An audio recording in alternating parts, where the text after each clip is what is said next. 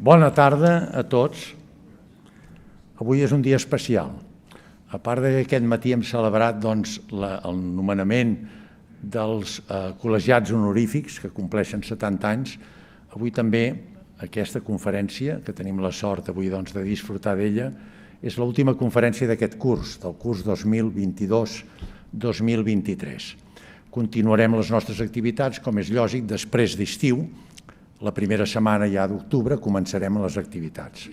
El programa ja està confeccionat, ja està en premta i hem procurat, com els hi vaig ja notificar anteriorment, fer un programa que segueixi la nostra normativa en quant a temàtica, el ventall de temàtiques que nosaltres fem, científiques, culturals, lúdiques, etc.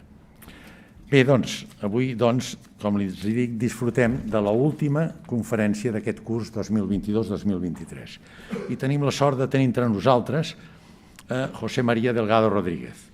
José María Delgado Rodríguez, aquí present, aquí agradecemos su presencia. Él es licenciado en Derecho por la Universidad Autónoma de Barcelona.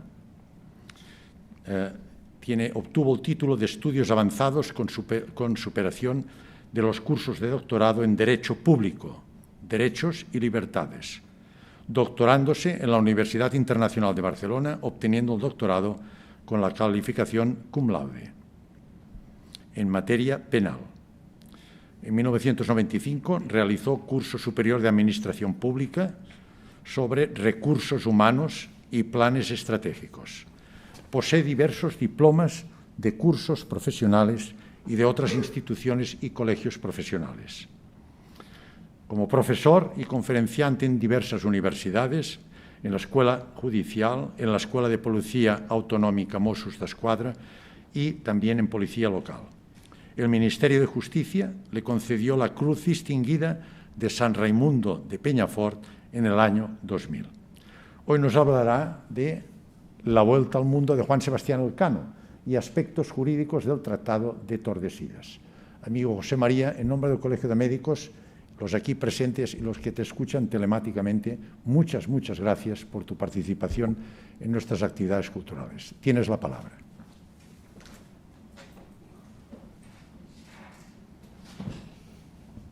Hola, buenas tardes a todos. ¿Se me oye bien? ¿Se oye? Buenas tardes. Quiero, en primer lugar, lógicamente, agradecer al doctor Sanz estas palabras que ha tenido sobre mi persona.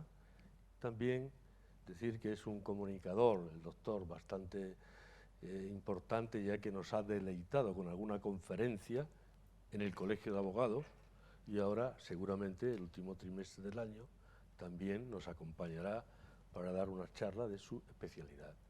Bueno, agradecer al Colegio de Médicos que me haya invitado, a todos ustedes por la presencia aquí en esta sala, a los que nos están viendo a través del Zoom del colegio, y aquí veo muchas caras conocidas, muchas de ellas pues del Colegio de Abogados. También veo aquí a mi profesor, don Luis Fernando Gómez Vizcarra, magistrado del Tribunal Superior de Justicia de Barcelona, al que le agradezco también el estar aquí y le felicito por ser su onomástica, a la vez que felicito también a todos aquellos que se llamen Luis, porque hoy es San Luis, nos ha tocado la charla esta. Bueno, voy a hablar de dos temas que, bien, pues el objetivo principal es entretenerles y, por supuesto, evitar la somnolencia que producen las conferencias jurídicas a esta hora de la tarde. Voy a hablarles del Tratado de Tordesillas, que es lo que estudié más a fondo al principio, y esto, hilvanando, me llevó a la historia de la época y, por supuesto, a un hecho cumbre que creó un hito histórico, que fue la Vuelta al Mundo de Juan Sebastián Elcano. Estos temas históricos, pues los conoceréis todos, son temas que se han estudiado en el bachillerato y que ahora en el nuevo plan de estudios los han eliminado, porque en el bachillerato solo se estudiará a partir de la historia contemporánea, es decir, a partir de la invasión napoleónica o la guerra del francés, y lo anterior pues ya te tienes que dedicar un poco a la especialidad. Por tanto, estos hitos históricos que tanto fama y tanto importancia dio a nuestros países, tanto Portugal como España, pues ahora para estudiarlo pues hay que especializarse o estudiar historia en una licenciatura o similar. Bien, entonces, para situarnos en el tiempo y en el espacio, porque claro, todo lo que voy a contar no lo podemos examinar desde la perspectiva de la época actual, porque ya de entrada la vuelta al mundo y también el viaje de Colón, pues no se daba la paridad, solo eran hombres los que iban en los barcos. Hoy aquello sería impensable. De hecho, en el buque escuela Juan Sebastián Elcano, pues el 30 al 40% de la tripulación son mujeres. Para empezar, voy a hablar de Portugal. Es necesario que en este momento hablemos de Portugal, que es el país pequeño, un país situado en el suroeste de Europa, con 1,5 millones de habitantes, y que tenía una vocación marinera excepcional. Este es un país que, dedicado a la pesca, solo tenía el Atlántico como frontera exterior, aparte de España, con la cual vivía un poco de espalda, como veremos, pero los marineros portugueses, a través de la escuela de Sagres y de Enrique el Navegante, empezaron a construir naves que pudieran ir en el Atlántico y se dejaran un poco el cabotaje, que era el sistema de navegación que había hasta ese momento. Grandes navegantes catalanes, mallorquines, italianos, habían cruzado el Mediterráneo y habían llegado a las Islas Canarias. Agostino Dossel, que es un navegante catalán, hizo un mapa sobre las Canarias en el año 1343 y también del norte de África. Pero a partir de Enrique el Navegante, pues se empieza a navegar y se empiezan a descubrir nuevos espacios y nuevas tierras. ¿Qué es lo que mueve a toda esta navegación y todo este impulso a conocer y a descubrir? Pues son las especias. Las especias era el negocio más lucrativo de aquella época. Las especias venían de las Molucas, las islas de las especias, principalmente Tidore y Ternate, que son las islas de la nuez moscada, del clavo, de la pimienta negra, todos estos productos que ahora compramos en Mercadona por €1 el bote. En aquellos tiempos, estas especias tenían su peso en oro, es decir, se vendían en amberes, las bolsas, y aproximadamente 1 kilo de clavo se vendía por 1 kilo 100 gramos de oro. ¿Por qué? Porque tenían que pasar las especias por toda una zona dominada por el Islam. Desde que los otomanos tomaron Constantinopla, cercaron todo el Oriente y aquellas especias tenían que ir pasando pues por 11 o 12 manos hasta llegar a Venecia, que era el punto de entrada principal. Venecia, casi todos los palacios y todos los monumentos que hay han sido hechos gracias al beneficio de las especias. Portugal, ¿qué quería? Como no se podía entrar por el Mediterráneo, pues bordear África hasta llegar a las Molucas. Y esto lo va a conseguir. Lo va a conseguir a través de unos esfuerzos importantes, primer navegante, luego pondremos un mapa, Gil de Hanes, atravesó el Cabo Bojador. El Cabo Bojador está en lo que hoy conocemos como el Sahara Occidental.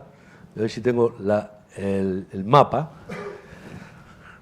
Hasta el Cabo Bojador llegaban los barcos, pero de ahí no podían pasar porque de ahí en adelante estaba el mar tenebroso.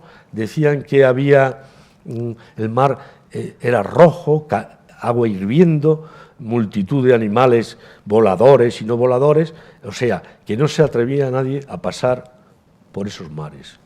Hasta que este Gil de Hanes descubrió, bueno, cualquier barco que había intentado pasar ya no había vuelto, con lo cual profundizaba pues, en esa leyenda de que no se podía ir.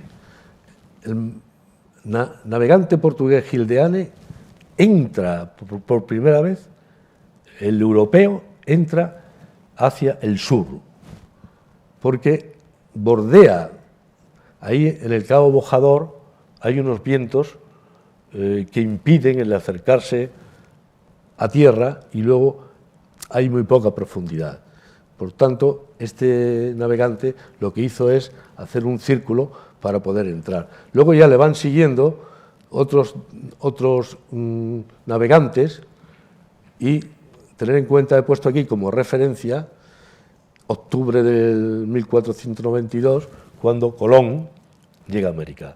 Colón, esta es una fecha que todos los españoles tenemos ya en nuestro ADN, porque es la fecha clave de todo lo que va a suceder.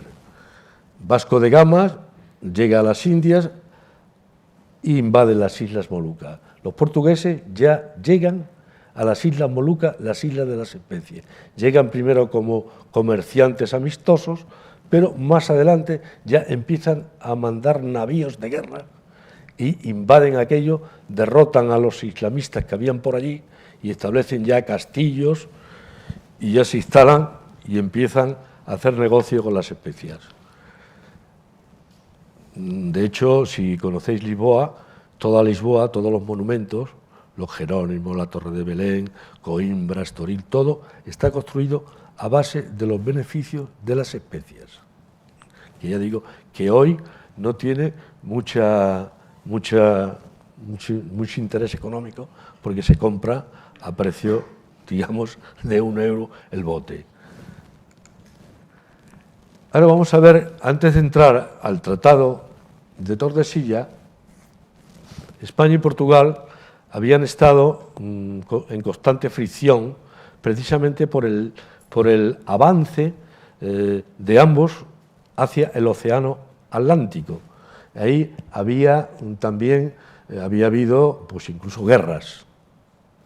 Pero el Tratado de Alcasova, que es previo al Tratado de Tordesillas, se celebra en esta ciudad que está en el Alentejo portugués. Ahí se celebra la paz, más que un tratado, es un tratado de paz, donde ya los portugueses ceden a España las Islas Canarias, donde los portugueses ya habían entrado también a hacer conquistas, y dejan las Islas Canarias para España y España le cede pues todo lo demás. Marruecos, con las ciudades hoy conocidas de Ceuta, Melilla, todas las del Cabo Verde, Madeiras, Azores y la Guinea, que es donde había entrado ya también un navegante. Guinea tenía las minas de oro y también tenía la posibilidad de conseguir esclavos a bajo precio. Bueno, en el Tratado de Alcasova se produce la paz entre España y Portugal, que se había originado por la famosa, que todos habréis oído hablar, de Juana la Beltraneja. Ese es un nombre que os suena. Sí. Enrique IV, el rey de España, murió, bueno, llamado Enrique IV el Impotente. Había estado casado con Blanca de Navarra y ésta anuló el matrimonio por no haberse consumado. Y entonces, en segunda nupcia, se casa se casa con con Juana, la hermana del rey de Portugal. Pero también, al no tener descendencia, pues convence a su valido, Beltrán de la Cueva, para que fecunde a su mujer. Y de hecho nace una hija, Juana, conocida en todo el ambiente de la nobleza como Juana la Beltraneja. Cuando muere el rey, Enrique IV, pues se origina una guerra civil entre los españoles, apoyados unos por Portugal, los que defendían la legitimidad de Juana la Beltraneja. Pero al final, entre Juana la Beltraneja e Isabel la Católica, gana las batallas y la guerra.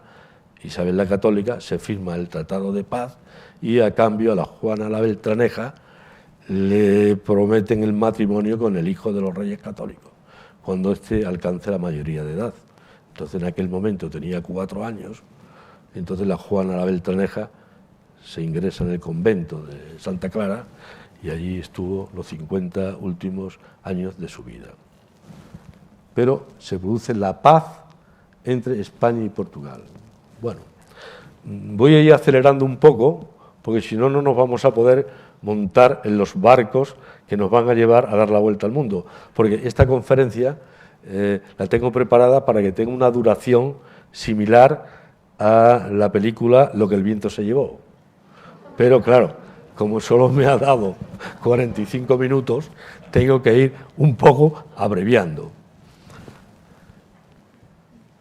Las bulas alejandrinas tienen también algo que ver en toda esta historia. Alejandro VI, el Papa Borgia, español, el único Papa, uno de los pocos papas españoles, ha habido otro más, y este Alejandro VI, que está, Maquiavelo lo pone en su obra El Príncipe, que no sé si la habréis leído, lo pone de que era un delincuente, más o menos, que prometía, no cumplía. Es un papa que tenía 5 hijos, los Borgias. Luego, además, cometió el delito de simonía, que era entregar puestos eclesiásticos bajo precio. Y luego, al final, ya el hombre se murió intentando envenenar a otra persona, se envenenó él solo. Pero dictó unas bulas intercaeteres, se llaman caetera, que favorecen a los reyes católicos en cuanto a posicionarse sobre el océano Atlántico. Dice que los portugueses solo tienen derecho a navegar 100 leguas a partir de las islas de Cabo Verde. Los portugueses pillan un enfado terrible, recusan al Papa y porque el Papa, como no había navegado, no sabía que esas 100 leguas no le permitían a los portugueses poder avanzar hacia las tierras de las especias. Y Tordesillas, con eso ya termino la primera parte, Tordesillas ya tiene más interés, porque Tordesillas es un documento declarado Patrimonio de la Humanidad, en su especialidad de documento histórico. Se conservan 2 ejemplares, uno en el Archivo de las Indias y otro en la Torre de Belén, Archivo de Portugal, que el otro día oí en la radio que lo estaban restaurando. Es un documento bastante corto, no tiene mucho que explicar, porque solo tiene 2 artículos. Yo tengo aquí, por si alguien luego quiere verlo, un facsímil del tratado. Este es un tratado que ya está 3 páginas dedicadas a estudiar la representación de los que actúan y los 2 artículos más importantes, que ya paso a decirlo, es que establece una línea, esto es lo que he contado antes, es un tratado, el Tratado de Tordesillas, de Derecho Internacional Público, donde en 2 países se reparten, sin contar con los demás, se reparten el territorio por descubrir y el océano Atlántico. Como comentario un poco cómico, el rey de Francia, Francisco I, dijo, oiga, ¿en qué cláusula del testamento de Adán establece que el rey de España y Portugal se puedan repartir el mundo por conocer? Pues sí, así lo hicieron, porque entre otras cosas en Europa estaban de guerras y no prestaron mucha atención. Tordesillas se celebra el 7 de julio del 94, está volviendo Colón ya del primer viaje y sitúa, este es lo importante, porque sitúa una línea, un meridiano, llamado meridiano de Tordesillas, a 370 leguas de las islas de Cabo Verde. Con lo cual, ya lo veremos ahora en el mapa que ponga, esa línea llega a América y se mete en Brasil. Brasil es portuguesa por el Tratado de Tordesillas. También el segundo artículo es que establece un sistema para averiguar exactamente dónde se inicia esos 370 leguas. Pero eso no se consiguió hasta pasado 3 siglos. Hubo hasta un concurso y todo para que fueran allí especialistas a señalar exactamente dónde empezaban las millas del Tratado de Tordesillas. Bueno, ahora ya vamos a empezar. Este es el mapa que os he contado. Este es el Tratado del Meridiano, Tratado de Tordesillas, que los portugueses le llaman la raya. Están las islas de Cabo Verde aquí, Canarias. El cabo Bojador es este, que era el cabo que os he contado con Gil de Hanes, y luego ya los portugueses atraviesan el cabo este de las tormentas, cabo de Buena Esperanza, y ya se introducen con Vasco de Gama a la zona de la India y a las islas de las Especias. Bien. Este mapa lo iremos poniendo de vez en cuando. Bueno, este es Colón. Bueno, vamos a empezar ya el viaje. El viaje de la vuelta al mundo lo tengo que dar en 20 minutos, pero fijaros la cantidad de kilómetros que hicieron. 79.000 kilómetros. Imaginaros que tuvierais que hacer eso en un coche actualmente a 120 kilómetros por hora, lo que se tardaría. No, tardaron 3 años. No estuvieron los 3 años navegando, estuvieron parados. Empezaron en septiembre del 19, terminaron en octubre del 22. A ver, Magallanes había estado en las Islas Molucas varias veces como soldado de Portugal. Incluso ya estando otra vez en Portugal, fue a hacer unas maniobras en Marruecos y quedó un poco lisiado, estaba cojo de una de la pierna derecha, creo que era.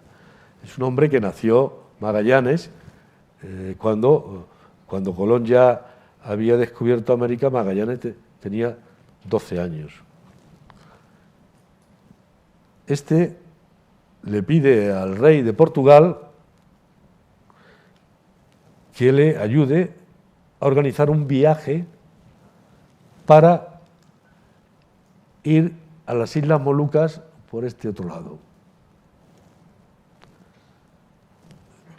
Pensando que aquí se podía pasar al Océano Pacífico, que ya había sido descubierto por otro extremeño, por un extremeño, Vasco Núñez de Balboa, había descubierto el Pacífico, que le llamó el Mar del Sur.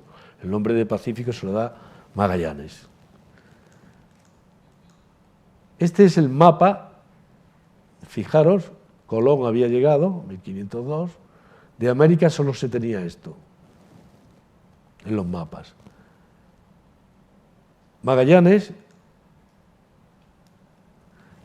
no le hacen caso en Portugal y se viene a España a pedir ayuda. Se va a Sevilla, porque en Sevilla estaban los refugiados políticos portugueses, porque el rey Juan II había hecho una escabechina allí con los nobles, y entonces muchos se refugiaron allí en Sevilla, y él, Magallanes, va a Sevilla allí se encuentra con Barbosa, y se casa con la hija. Barbosa era el alcalde de los Alcázares de Sevilla.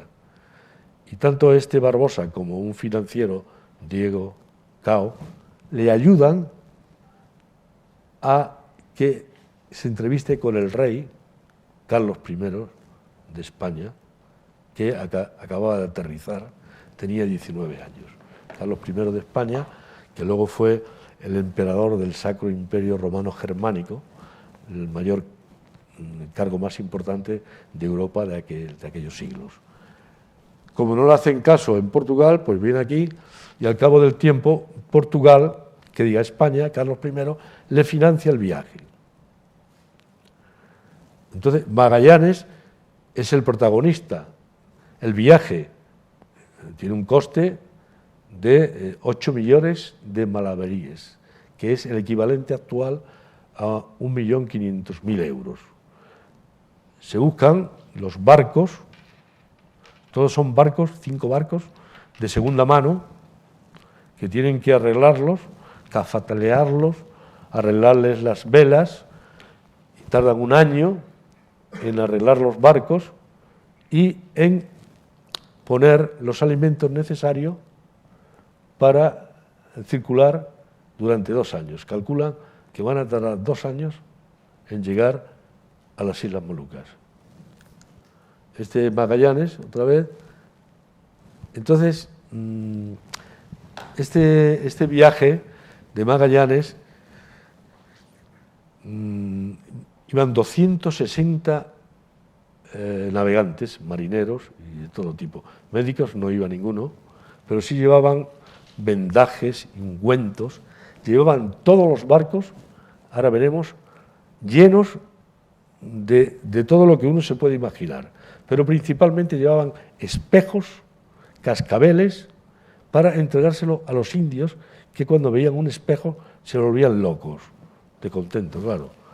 Entonces, uno de los que viajaba era un cronista, que por eso sabemos toda la historia. Se llamaba Antonio Pigafetta, era de Vicencio, italiano, un hombre joven, de una buena familia, se incorpora a los navegantes, que ya digo eran 263, pero como a Magallanes lo tachan de traidor en Portugal, aunque luego le hacen sellos y le hacen de todos, nadie quería montarse, nadie quería inscribirse en la tripulación de un portugués, y más suponiendo que por el camino los iban a hundir.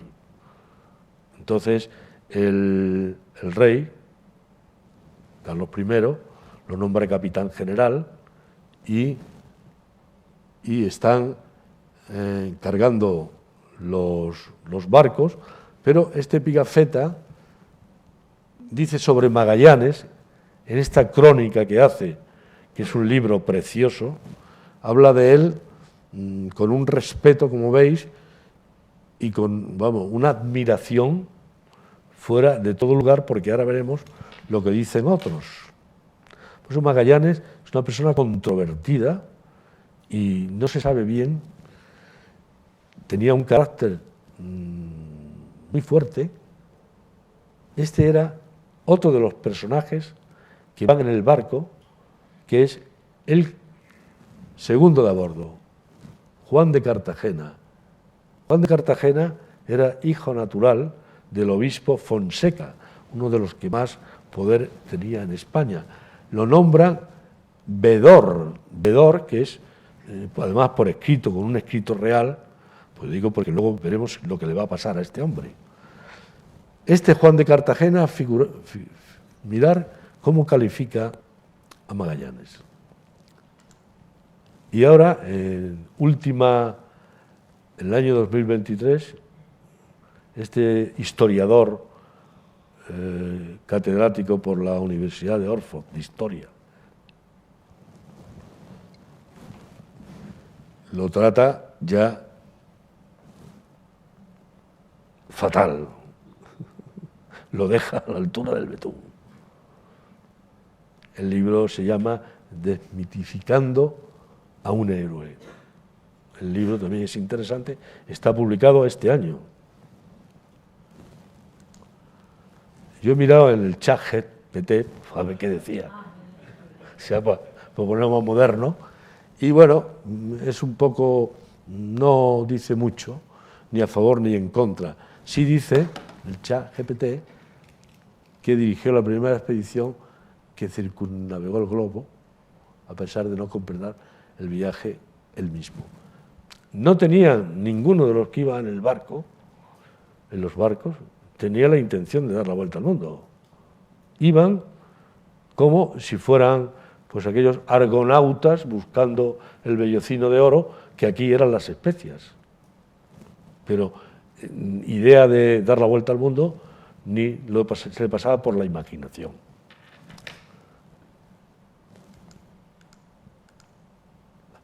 Bueno, los barcos, esto es un astrolabio, que es un instrumento de aquella época que suena un poco raro, porque ahora veremos los 5 barcos. Estos barcos de madera, totalmente, pues solo tenían que apoyarse en los mapas que tenían algunos, vendían mapas secretos, incluso Magallanes llevaba una bola del mundo que le abría el paso hacia el Pacífico a la altura de la mitad de Sudamérica. Estas son las 5 embarcaciones que consiguen reunir, en principio iban a ser portugueses, la mayoría de la tripulación entre españoles y portugueses, pero la tripulación parecía la Torre de Babel. Había más de 12 nacionalidades, incluso Magallanes llevaba hasta un esclavo suyo llamado Enrique, que era malayo, personaje que luego también tiene su importancia en el viaje. Estas son las cinco naves, son todas diferentes en cuanto a tonelaje y todas son naos, no carabelas. Solo hay una carabela, que es la Santiago, que es la más pequeña. Las carabelas son normalmente más pequeñas, incluso Colón, que tanto hemos mencionado, que iba con 3 carabelas, no, iba con 2 carabelas y una nao. La nao suele ser más grande que la carabela, lleva 2 puentes y luego tiene las bordas más altas para que las olas no penetren en el barco. Tener en cuenta que cuando empiecen a navegar tendrán olas hasta de 18 metros de altura y tormentas que van a coger por todo el viaje. Vamos ya avanzando, se me ha parado el reloj, un momento. Bueno, todavía muy bien, todavía me queda un poco. Bueno, el Magallanes va en la nave capitana, que es la Trinidad, y Juan de Cartagena, el segundo de a bordo, el que se espera que sustituya a Magallanes si algo ocurre, va en la nave más importante, la de 120 toneladas, y es la que lleva más alimentos. Todas las naves van cargadas, bueno, con una lista, aquí pongo algunas cosas, pero imaginaros, llevaban 253 toneles de vino, 1 litro por persona a día durante 2 años. Galletas de barco, que era equivalente a panecillos de aquella época, 8.000 kilos. Bueno, 2 violines, 7 gaitas, 900 espejos, 20.000 campanillas. Esta lista es interminable. Y todo, Magallanes, en esto era muy meticuloso. Existe en el archivo de las Indias todo el coste de cada uno de los toneles, de todo un inventario fabuloso de todas las cosas que llevaban. Bueno, ya me he ido el paso de esto. Bueno, entonces las 5 naves, todas por supuesto, de madera, sin motor, a vela, salen de Sevilla. Previamente todos han ido a misa, comulgado y hecho testamento, incluso Magallanes hace su testamento y declara libre cuando muera a su esclavo Enrique.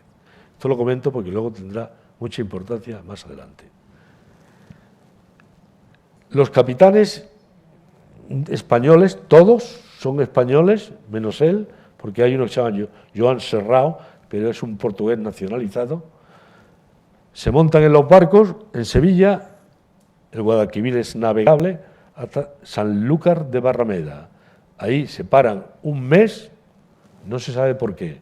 Los capitanes de los barcos españoles, todos, no saben por qué paran un mes. Magallanes tiene miedo de salir al océano porque han intentado en Sevilla matarlo. Ha habido un atentado contra él, el embajador le ha pedido que abandone la ruta, pero él ha dicho que ya el rey de España le ha dado su visto bueno y es leal al rey de España. En Sanlúcar de Barrameda, población que hoy, según hace 2 o 3 días, han dicho que era la población más pobre de España, la que tiene la renta per cápita más inferior de toda España. Cuando en aquella época circulaban los barcos que iban y venían de América, era una población bastante floreciente. Bueno, salen los barcos ya de Sanlúcar de Barrameda. Al final nos montamos en los barcos y avanzamos ¿hacia dónde? Hacia las Canarias, Tenerife. Allí, a los 7 días que tardan en llegar, se le va abasteciendo nuevamente el agua, todo lo que habían gastado los 7 días. Pero viene un aviso importante para Magallanes de su suegro, diciendo que los capitanes españoles le van a traicionar y se van a hacer con las naves. Entonces Magallanes, por un lado, los portugueses que lo quieren matar, los españoles que se quieren hacer con las naves. El hombre va totalmente tensionado, no habla con nadie y sigue la ruta hacia el sur. En vez de coger la ruta de Colón, que es salir de las Canarias hacia Centroamérica, aprovechándose de los vientos alisios, que son estos vientos que se forman con el calor. El aire sube a la altura del Ecuador, el calor, hay más calor, porque el sol está más próximo, se levantan los vientos y van creando una corriente. Colón descubrió esa corriente. En el segundo viaje, Colón tarda 14 días menos aprovechándose de los alisios. Pero Magallanes, a ver si, no, bueno, Magallanes no se lanza por allí hacia América, sino que baja 2 o 3 mil millas hacia abajo, con la sorpresa de los capitanes españoles, a los que no le ha dicho nada. Todos enfadados, el propio Juan de Cartagena, que digo que era el segundo de a bordo, le niega el saludo a Magallanes y Magallanes inmediatamente lo arresta, le pone grilletes y lo mete en el calabozo del barco, ya para ir tirando. Y cambia, por supuesto, el capitán. Siguen navegando ya de las islas de Cabo Verde, que están mucho más hacia el sur de las Canarias, atraviesan hacia Brasil. Llegan a los 2 meses a Brasil y allí se produce la primera baja de los 250 marineros, que como sabéis solo llegaron 18. Fue un viaje totalmente decepcionante en cuanto a las bajas que se produjeron. Por eso el historiador Felipe Hernández Artejo dice que cómo es posible que llevando 5 barcos se hubieran producido tantas bajas. Eso lo trata fatal a Magallanes. La primera baja se produce en Brasil. Cuando llegan a Brasil, hacía 6 meses que no llovía, los tratan como a dioses, porque con ellos llegó la lluvia. Allí se produce la primera baja, pero no por los indios, que eran caníbales. Tupperware se llama los indios, parecido a las máquinas esas. Tupperware eran los indios, tratan a los españoles como dioses, porque ha llegado la lluvia con ellos. Pero allí se produce la primera baja, como digo, que es una ejecución, porque habían condenado a muerte a un marinero, que además era contramaestre, por un crimen nefando, había violado a un grumete. Entonces le hacen un juicio, lo condenan a muerte y lo ejecutan en Brasil. Están una semana en Brasil, viviendo a las mil maravillas, y de ahí ya se lanzan más hacia abajo. Intentan pasar ya por donde Magallanes tiene el mapa. No. Bueno, a ver si pongo el mapa otra vez, que nos va a servir de mucho. Tienen que seguir, pero piensan, y así lo dicen los distintos mapas que tienen, ahí Torricelli, Juan de la Cosa, la esfera de Martín Pagey, de que está el paso, confundido completamente, en el río de la Plata. Llegan al estuario del río de la Plata, que tiene 70 kilómetros de ancho, y allí se meten pensando que van a salir al Océano Pacífico, conocido como Mar del Sur. Pero no, cuando llevan una semana, tienen que volver porque se dan cuenta que todo es agua dulce. Vuelven y ya, desesperadamente, Magallanes, sin decirle nada a los demás capitanes, sigue bajando, sigue bajando. Aquí intenta pasar nuevamente, tampoco eso, no tiene salida. Sigue bajando, grado 70 de latitud, un frío atroz. Y no tiene más remedio que parar en esta bahía de San Julián, donde paran a pasar el invierno durante 6 meses. Esta bahía de San Julián, le ponen el nombre de San Julián porque paran el día 31 de marzo, el día de San Julián. Ahí están 6 meses, arreglando los barcos, y es donde se produce el famoso motín. Los navegantes españoles, los capitanes, quieren saber por qué no vuelven a casa ya, si ya no encuentran el paso. Magallanes dice que no, derrota al sur, seguir para el sur. El sur del continente tiene que tener el mismo paso que el de África. Aquí tiene que haber otro paso. Pero los capitanes españoles se amotinan, le piden explicaciones a Magallanes. Es una historia muy curiosa, que no la resumo, pero se produce el motín donde Magallanes da un golpe de efecto y se queda el vencedor del motín. Participan 40 navegantes españoles en el motín y, claro, la pena del motín es la pena de muerte. Bueno, ¿qué hace este Magallanes? Pues ejecuta públicamente allí a 2 capitanes de las naves y los descuartiza tipo inglés y deja clavado por allí los cuerpos, y ahorca a 2 marineros también. Y para abreviar, cuando se van, deja ahí abandonado a Juan de Cartagena, que lleva la titulación real, que es el hombre más importante español de los que van en los barcos. Lo deja ahí abandonado junto a un sacerdote, Sánchez de la Reina, y ahí los queda, les da una botella de vino y un mendrugo de pan. Nunca más se volvió a saber de ellos. O se lo comieron los indios. Bueno, sigue. Ya todos levantan el ancla y siguen hacia abajo, derrota sur. Aquí, ya digo, el frío es tremendo y encuentran este paso.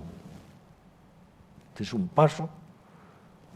Primero encuentran el cabo, que le llama el Cabo de las 1000 Vírgenes, en honor a Santa Úrsula, el día 31 de octubre. Es el día de Santa Úrsula. Santa Úrsula, una santa alemana, que según la historia y la tradición, Atila quiso violarla, como no lo permitió, la mató junto a 11.000 vírgenes. Se pasó un poco en cuanto al número, pero creo que fueron bastante las vírgenes que murieron. Y entonces ese cabo se llama el Cabo de las Vírgenes. Entran en el estrecho de Todos los Santos, llamado así, que luego se inmortalizó con el nombre de Estrecho de Magallanes. El pasar este estrecho hay que tener una pericia importantísima para poder salir de estos laberintos naturales que tardan un mes. Primero, grandes vientos huracanados, paredes de 2,5 kilómetros de las montañas de los Andes, que terminan ahí, todo oscuro por las montañas, y ahí intentan pasar. Previamente, se me olvidaba, aquí ya pierden un barco que manda Magallanes para que inspeccione esta zona. Resulta que por las razones ignoradas, pues nada, se perdió el barco y se salvaron algunos tripulantes. Ya hemos perdido un barco, el Santiago. Ya los 4 barcos siguientes entran por el estrecho. Pasan aquí hay una isla de Santa Isabel que la bautiza, y luego una bahía donde hay sardinas, que se alimentan con sardinas, y, ojo, importante, apio. Los que tomaron apio luego no sufrieron el escorbuto. El apio no se conocía en España, y ellos no sabían lo que era el apio, pero como tenían hambre, se comían las sardinas con el apio. Cuando salen del estrecho, que ya digo es la pericia más importante de Magallanes, uno de los barcos deserta, se viene para España, la San Antonio, que es el barco más grande y el que lleva más alimentos. Ya hemos visto el primer error de Magallanes pensando que la entrada al Pacífico estaba por el Río de la Plata. Bueno, ya entra por aquí, por el Pacífico. Si hubiera seguido más abajo, hubiera pasado por el Cabo de Hornos. Lo tenía muy cerca. No hubiera tenido los problemas que tuvo ahí. Pero ya la San Antonio se vuelve para España, los toman como desertores y los encarcelan.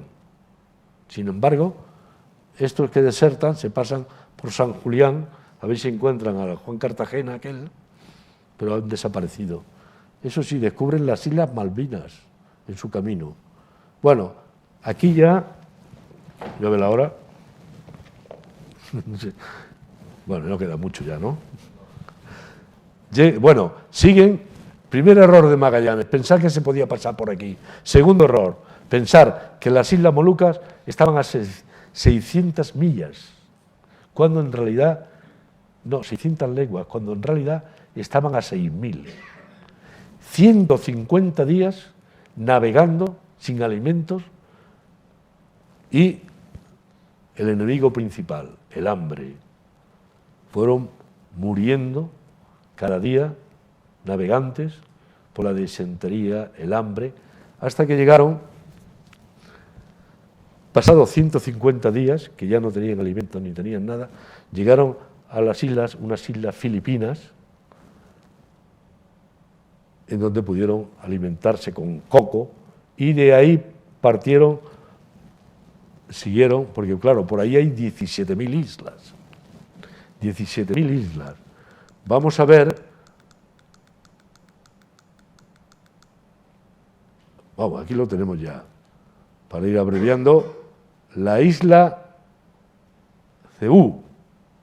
Esta es la isla donde se paran mucho tiempo, porque una de las funciones también de estos navegantes, aparte de descubrir estas islas Molucas, que esta no es la isla Moluca, por cierto, era la evangelización. Aquí bautizan a todos los habitantes de esta isla, a 800 diarios. ya los tenían que meter al agua en formación para bautizarlo. El rey Anabún, de aquí, de Cebú, se hace amigo de ellos, le jura fidelidad al rey de España, y aquí tenemos al señor Magallanes, que quiere dar una lección a unos indios que estaban en una islita pequeña que se llama Mactán. Quiere darle una lección porque no querían bautizarse, y entonces otro error de Magallanes. Con 50 hombres va a la isla de Mactán a combatir contra 1.500 indígenas. Todo esto contado por Pigafetta, con todos los detalles, un libro que recomiendo, el de Pigafetta, además del famoso libro de Stephen Sayce sobre Magallanes. En esta isla de Mactán, los 1.500 indios, con flechas, arcos, atacan a los 50 españoles, que ya la munición se les ha mojado por el agua, solo tienen la armadura para defenderse, y aquí es donde muere Magallanes. Magallanes muere aquí, los indios se dedican a él solamente para matarlo y recoger su cadáver, y aquello que consideraban un dios, pues resulta que es un ser humano al que han podido matar. El resto de los marineros, luego, claro, se repliegan e intentan recuperar el cadáver de Magallanes, pero no consiguen. Magallanes, su cadáver, no se sabe dónde está. Pero es que más adelante, al morir Magallanes, le sustituye otro capitán general, Barbosa, que no quiere liberar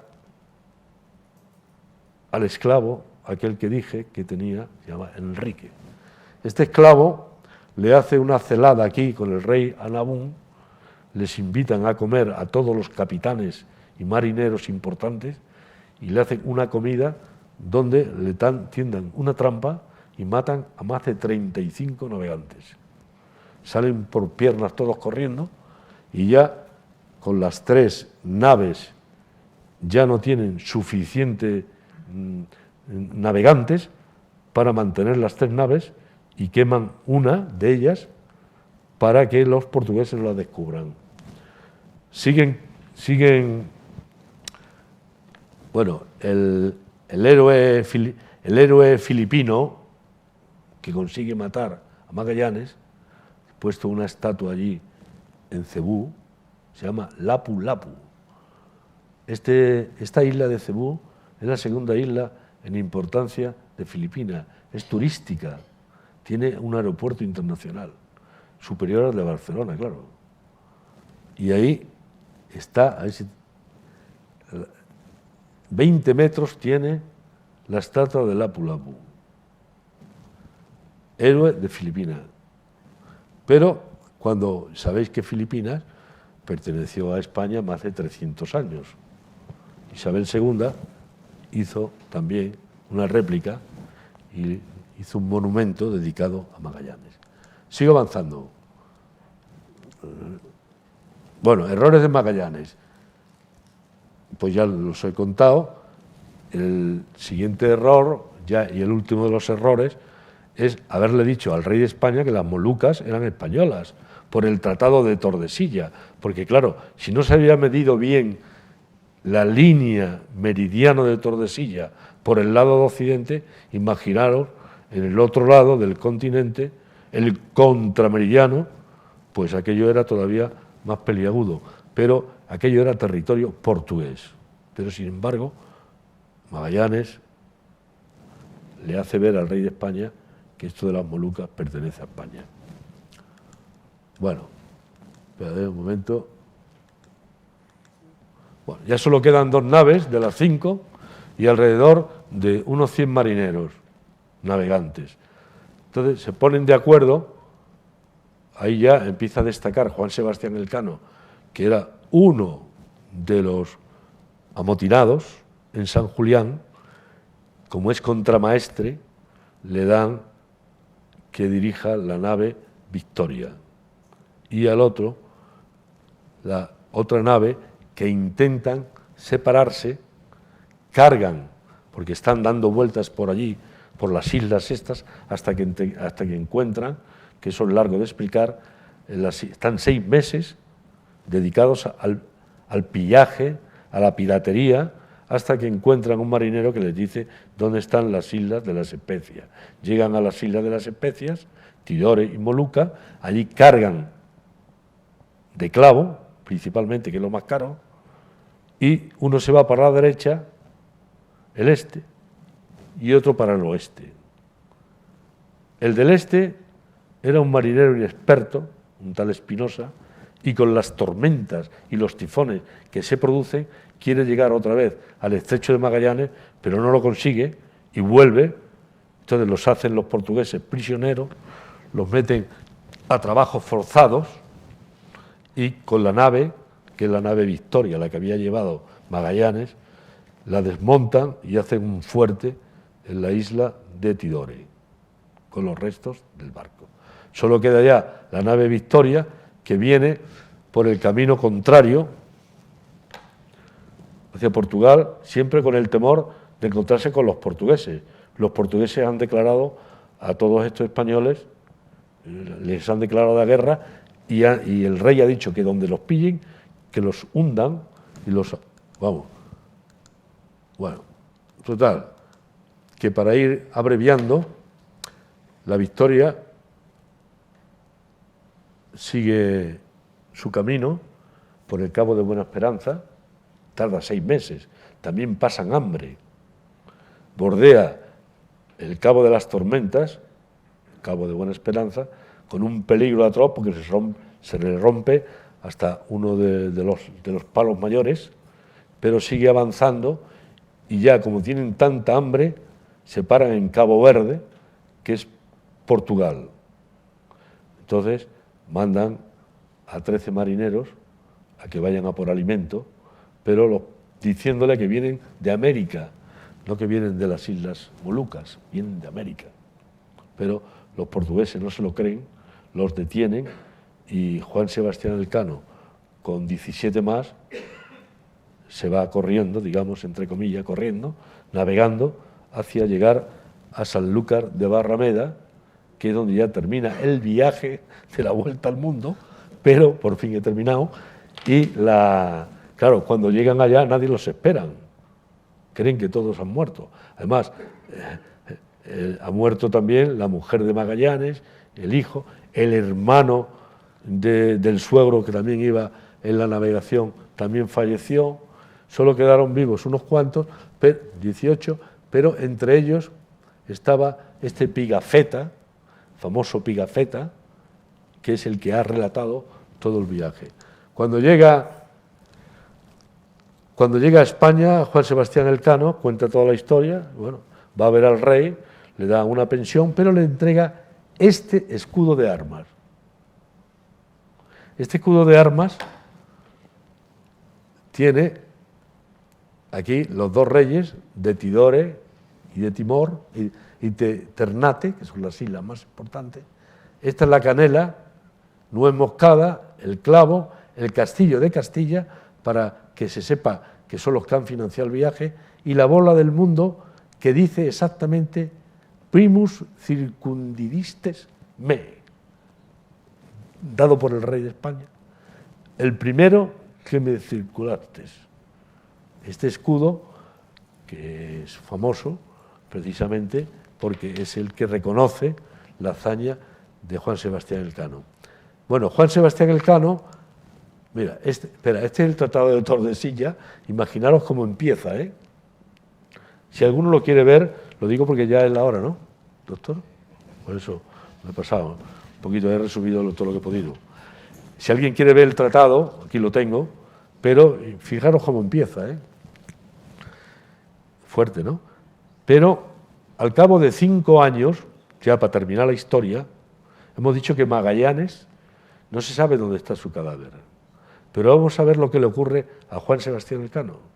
El rey organiza un nuevo viaje a las Molucas para guerrear de alguna manera con los portugueses y manda ya 7 naves de más de 500 toneladas, o sea, barcos grandes y de guerra, al mando de Joife, Sánchez Joife, que es un piloto de guerra español, y salen de La Coruña los 7 barcos. Por el camino, ya hay de segundo Juan Sebastián Elcano. Por el camino van perdiendo barcos, el estrecho de Magallanes se muere el capitán general y solo queda ya un barco que lo dirige Juan Sebastián Elcano, que por el camino muere de disentería y lo arrojan al mar y nadie se sabe dónde está enterrado en el mar. Eso a los 5 años. Este es el tratado, este es el Papa Borgia, las bulas, que no las he comentado. El estrecho de Magallanes queda completamente bloqueado, ya no se atraviesa por ahí porque todos los barcos que han intentado pasar, mejor les va a bajar hasta el Cabo de Hornos, pero hasta el mismo, habéis oído hablar, por supuesto, de Alonso de Ercilla, sobre la Arucana, que cuenta, entre otras cosas, que este canal, el estrecho de Magallanes, queda inoperante. Solo van los turistas a ver las ballenas que hay por allí, que hay cementerio de ballenas, y luego ya, en un momento que se abrió el canal de Panamá, pues ya los barcos no hace falta que vaya allá. Patagonia es una de las zonas más pobres del mundo. Y ya para terminar, este es nuestro buque escuela, que tiene 110 metros de eslora, no 26 como tenían los otros, y que tiene 3.000 metros cuadrados de vela, todas desplegadas, son 3.000 metros cuadrados. Este barco da cada 5 años la vuelta al mundo y es el buque escuela español. Bueno, pues ya termino. Muchas gracias. He abreviado. Bueno, muchas gracias. Vamos a ver las preguntas ahora.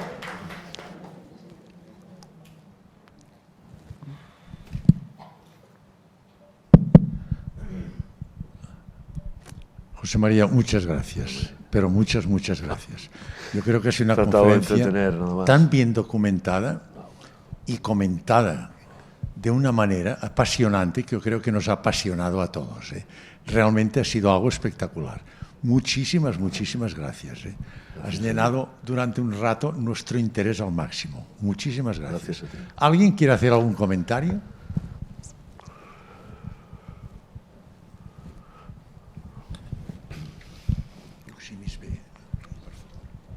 Ante todo, muchas gracias. Ha sido fantástico. Y quiero explicar una pequeña anécdota mía. Yo he navegado a vela por el estrecho de Magallanes.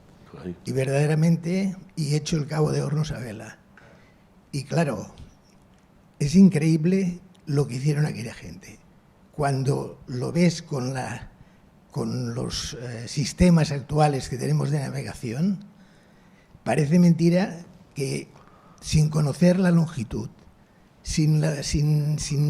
pasando hambre, sin alimentos, con las tormentas que hay allí, con los vientos huracanados, que pudieran llegar a hacer lo que hicieron. Por eso quedaron solo 18, aparte de los motines y los problemas entre ellos.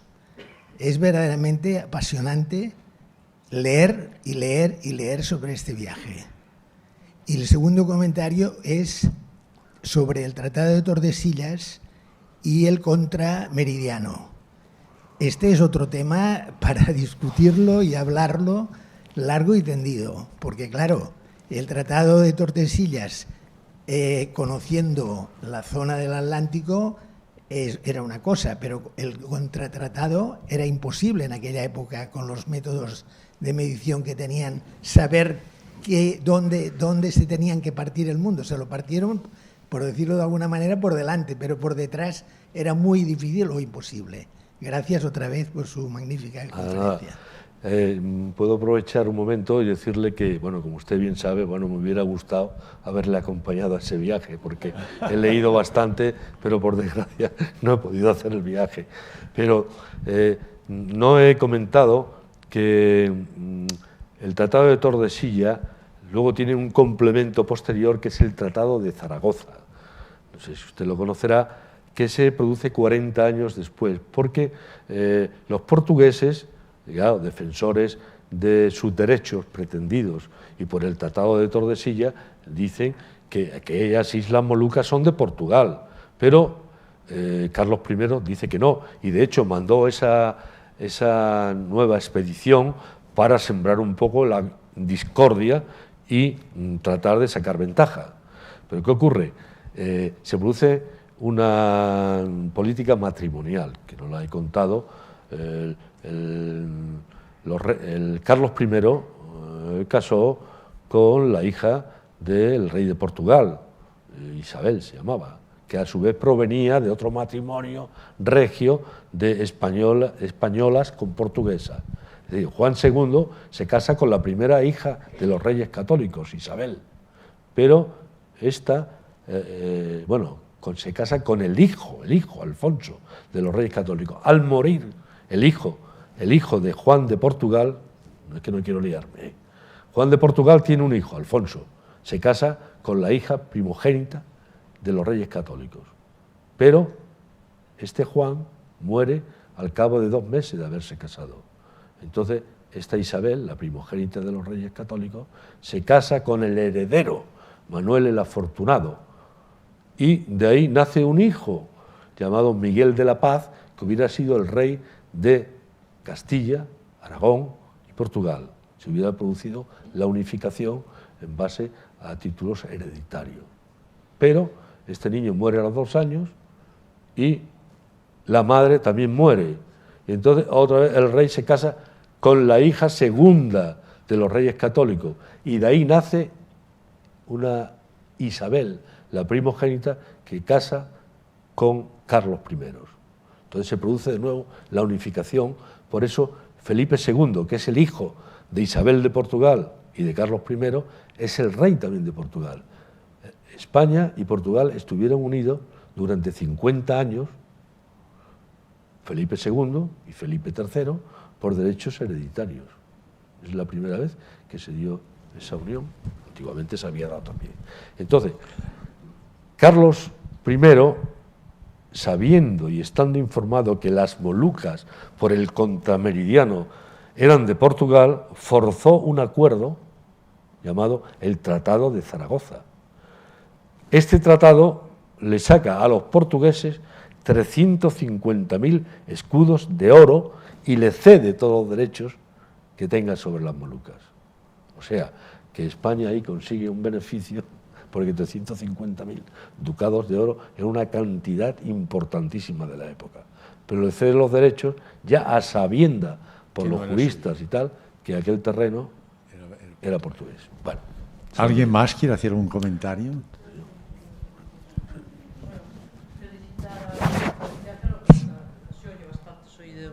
Yo. Bueno, pues eso, felicitar al conferenciante, ha sido una conferencia muy amena.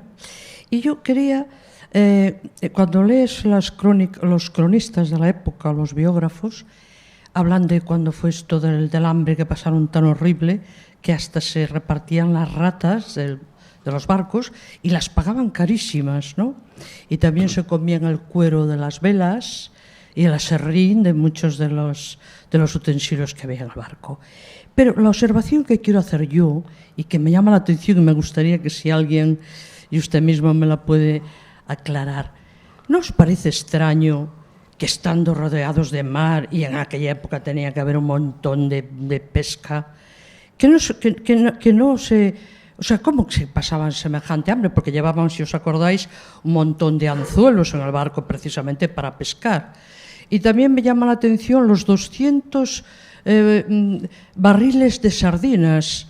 ¿Por qué tenían que llevar eso cuando estaban rodeados de un montón de pesca? Entonces, sorprende que cuando lees libros sobre las crónicas de la época y tal, nadie hable de este tema. ¿No os llama la atención? Bueno, sí, efectivamente es un contrasentido, pero ya lo ha dicho algún historiador, que porque llevaban arenques y sardinas saladas, si tenían allí. Lo que pasa es que, claro, pescar con oleajes de 18 metros y de 20 metros, no sé, sí, es un contrasentido. No tengo ninguna explicación que decirle sobre el tema.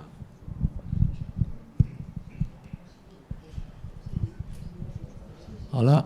Sí. Bueno, yo he vivido esa zona. He vivido en esa zona, en el Estrecho Magallanes. Caray. Bienvenido. Lo que hablas de los... y en Tierra del Fuego. Lo que se habla de los vientos es cierto. Vientos que se llevan una casa, por ejemplo. Pero no se ha hablado de una cosa, precisamente hacer mención, que hoy es el Día del Pueblo Originario en América, se celebra hoy. Y el nombre de Tierra del Fuego lo dio Magallanes porque los yaganes, los indios yaganes y los zonas tenían sus fogatas en la isla de Tierra del Fuego. Y entonces nombró ese nombre, le dio ese nombre por Tierra del Fuego, por las fogatas. Y si hubiera entrado un poco más en esa zona, habrían encontrado agua abundante, habrían encontrado pescado y marisco, y al salir por el paso de Magallanes hacia el Pacífico, sobre todo entre las islas de los Tres Apóstoles, sales hacia el norte, tienes la corriente que te lleva al Golfo de Penas y hubieran podido entrar en los fiordos chilenos, que les habría dado más posibilidad porque son aguas protegidas, son fiordos como los de Noruega. Sí. Es Muy curioso bien. Sí, no. esa... Bueno, sí, gracias.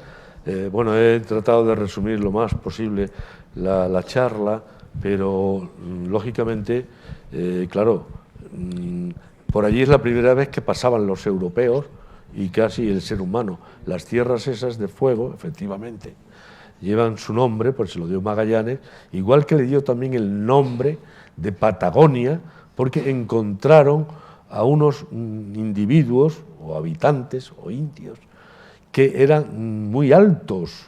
Dice Antonio Pigafetta que él le llegaba a la cintura a aquellos habitantes y que tenían unos pies muy grandes, por eso viene la palabra de Patagonia de aquellos habitantes. Es más, se llevó un patagonio Magallanes en el barco y por el camino se murió de pena. Eso también forma parte de lo que dice este Pigafetta, que se dedica en su libro a contar, no sé si lo habréis leído, se dedica a contar incluso las costumbres sexuales de los indígenas, que es para morirse de risa, entre otras cosas, ¿no? Pero bueno, sí, gracias. No había dicho lo de la Tierra del Fuego porque voy un poco rápido. Es más, yo creo que Magallanes, si sube del Pacífico hacia arriba, efectivamente hubiera cogido la corriente. Pero no se sabe por qué motivo Magallanes va a Filipinas. Cree que ahí está un amigo suyo que había participado en las guerras anteriores. Le espera allí porque se había casado con una nativa y era el rey de una isla. Y entonces, claro, pero todo sorprende a la tripulación compuesta por españoles que ven a Magallanes, una persona que no hablan, no les comenta, no les dice nada. Ya tuvieron bastante paciencia, porque el motín no se produce para matar a Magallanes, sino para que Magallanes le escuche, porque Juan de Cartagena es el representante del rey, el veedor real, además hijo natural del obispo. Por eso no lo ejecuta, no ejecuta a Juan de Cartagena ni ejecuta al sacerdote porque estaba adornado con los óleos divinos. A esos dos no los ejecuta, pero los deja abandonados. ¿Y sabéis quién fue el segundo que dio la vuelta al mundo? Usted lo debe saber. Sí. Que pasó también por San Julián, ahí ejecutó a su lugarteniente en el mismo sitio que Magallanes ejecutó a aquellos capitanes. Es Francis Drake, el pirata, 50 años después, fue la primera persona o la segunda persona que dio la vuelta al mundo. Y allí encontró, en San Julián, encontró la horca donde se había ahorcado a un marinero y los huesos del marinero, lógicamente, pasados 50 años, debajo de la horca. Bueno. Bé, només una pregunta. En el tractat aquest de Tordesillas van intervindre geògrafs o sigui, persones enteses per delimitar. O sigui, a part dels polítics, podríem dir, hi havia tècnics, hi havia cartògrafs, geògrafs que aconsellessin. Sí, bien. Claro, lógicamente ya digo que participaron bastantes personas, aparte de los políticos, el representante de los reyes católicos y el representante del rey de Portugal, pues había geógrafos, juristas, había casi medio centenar de personas que se reunieron en Tordesillas. Tordesillas, como sabéis, es una ciudad de Valladolid, y los reyes de España, Isabel y Fernando, se trasladaron a la orilla del Duero para estar cercanos e ir sabiendo lo que estaba cociendo en ese tratado de Tordesillas. Tordesillas existe turísticamente, yo no la conozco, por cierto, pero se visita la casa del tratado y, ojo con este detalle, había un convento de Santa Clara donde estuvo Juana la Loca 48 años, pero ojo, atención, su hijo solo la visitó 2 veces en 48 años. Sí. Tordesillas, en una ciudad de aquella época, tenía 5.000 habitantes, ahora tiene 6, 8, 9.000, es una ciudad turística. Yo quería hacerte 2 preguntas. Sí, en primer lugar, lo que comentaba, ahondando en lo que comentó respecto al Cabo de Hornos, seguro que conoces la primera vuelta al mundo individual fue Sir Francis Chichester, con el barco Gypsy Moth IV, que está expuesto en Londres. Y cuando pasó el Cabo de Hornos, se encerró dentro, sacó las velas, se ató y el barco dio 3 vueltas para poder pasar al Cabo de Hornos, lo que comentabas tú. Extraordinario. El Gypsy Moth IV con Sir Francis Chichester. El barco está expuesto en Londres. En Londres. Una maravilla. Pues, si y después lo que has dicho es cierto. Sí. Allí estuvo Juana la Loca encerrada durante 40 y tantos años, efectivamente en Tordesillas, muy cerca de Valladolid. Es realmente interesante. ¿Alguien más quiere hacer algún comentario? Muchísimas gracias, José María. Ha sido quedo a vuestra disposición. Interesantísimo lo que nos has expuesto en nombre del colegio y de todos los aquí ya presentes. Dije que duraba la conferencia como la película Lo que el viento se llevó. La he reducido, no hay anuncios y me faltaba el agua también. Me he quedado seco. Nada. Oye, perdón que no me has dicho nada del agua. Muchísimas gracias.